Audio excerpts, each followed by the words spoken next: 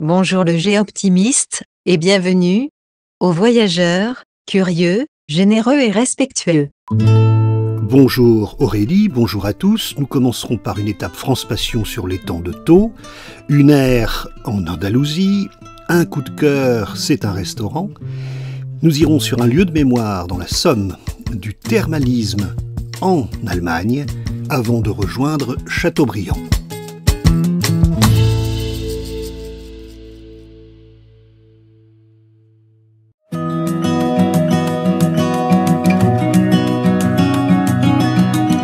Au loin, la ville de Sète, nous sommes sur l'étang de Thau qui produit environ 12 000 tonnes d'huîtres par an. Mais l'élevage des huîtres ici n'a rien à voir avec ce qui se fait en Atlantique. Sur l'étang de Thau, il n'y a pas de marée. Alors les huîtres sont élevées en suspension. On les met sur des lignes et ce sont ces lignes qui sont plongées dans l'eau de la lagune la plus chaude de France. Résultat, avec l'apport en phytoplancton, elles vont grossir et grandir beaucoup plus vite.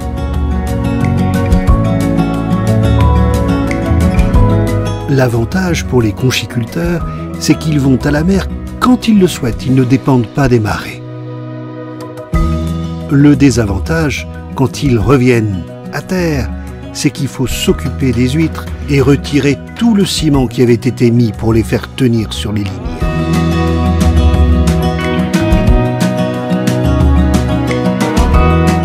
Karine et Yvan ont la passion de leur métier, c'est eux qui tiennent la noisette d'oc. Ils font aussi des moules et ils vous les servent dans leur petit restaurant qui se trouve juste à l'étage avec une vue imprenable sur l'étang de Thau.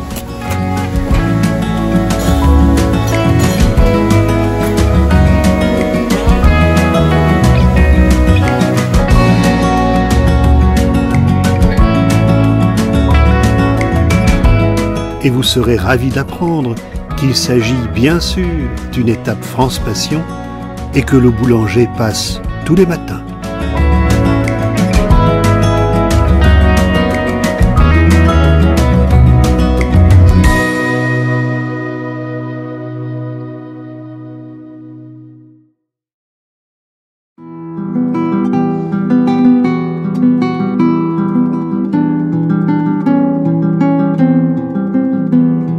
Nous sommes en Andalousie, plus précisément dans la province de Jaén, et dans une zone très connue pour la culture des olives. Ici, il y a des oliviers à perte de vue.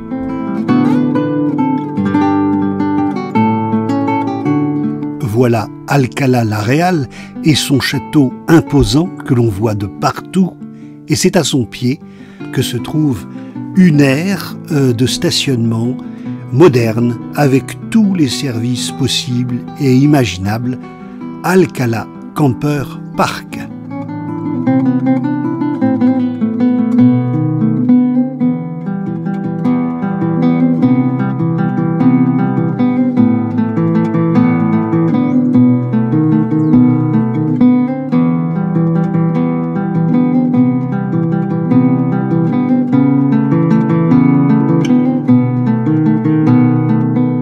L'air est au calme, mais à proximité immédiate de la ville qui compte 20 000 habitants.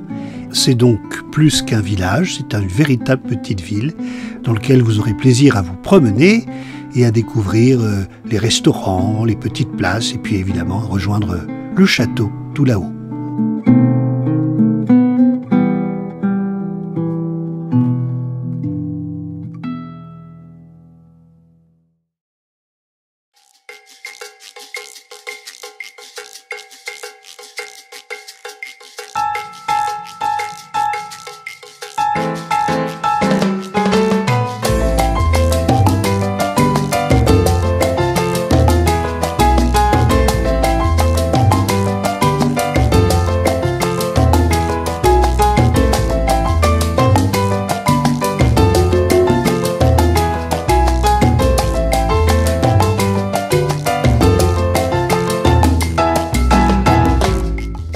voilà un petit restaurant comme je les aime.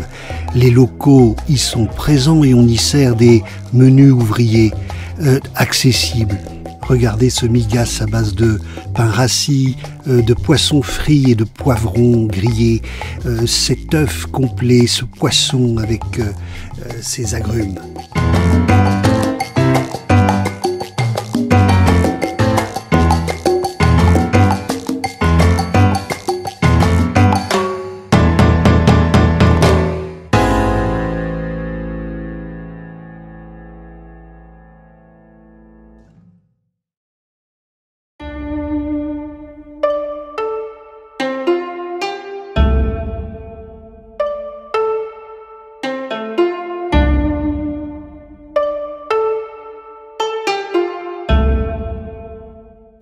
Nous sommes au cimetière chinois de Nolette.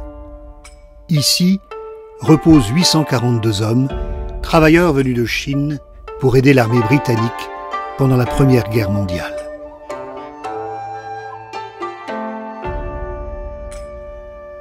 La France, en guerre, manquait de bras.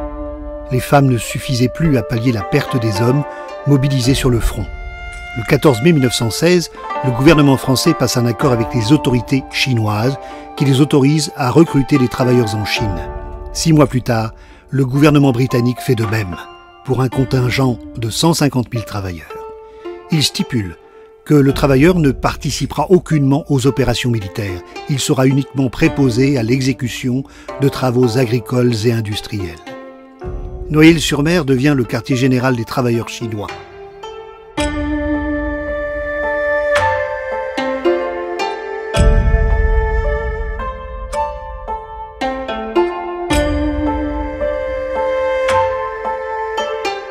Dans le camp de Noyelles, 3000 Chinois travaillent en permanence et par roulement. Leur travail consiste à décharger des munitions, à effectuer des travaux dans les fermes alentours et à doubler la ligne de chemin de fer Paris-Calais, ligne qui ne verra jamais le jour. Ces hommes seront finalement confrontés à la violence des combats. Ils devront déminer, ramasser les blessés et les morts, en déterrer d'autres à des fins d'identification. La vie quotidienne sera très dure et beaucoup tomberont malades. L'épidémie de grippe espagnole à la fin de la guerre décimera les derniers survivants.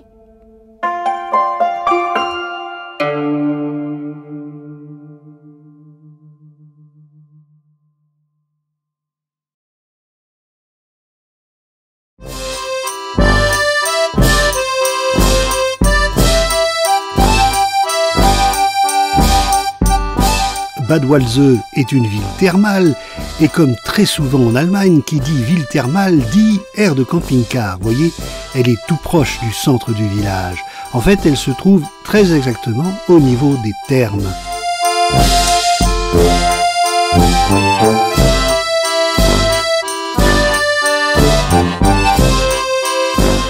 Rigueur allemande oblige, ici vous ne payez que l'eau que vous utilisez. L'air est globalement propre et bien tenu, comme le sont évidemment les thermes où vous aurez plaisir à passer 1 heure ou 2 avant de rejoindre le centre du village pour photographier les belles maisons colorées de Bad Walsee.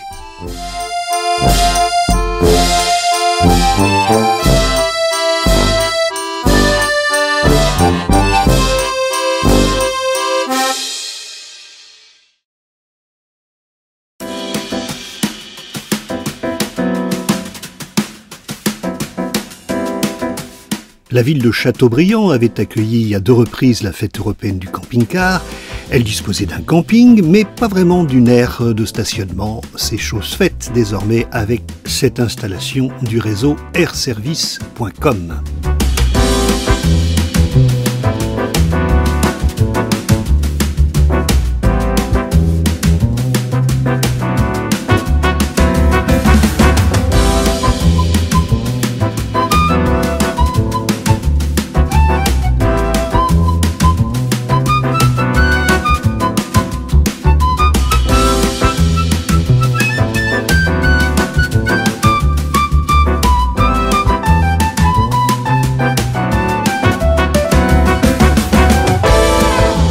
Le parking compte une vingtaine de places et se trouve à proximité d'une vaste zone de loisirs et de détente au niveau du parc et de l'étang Chouanel.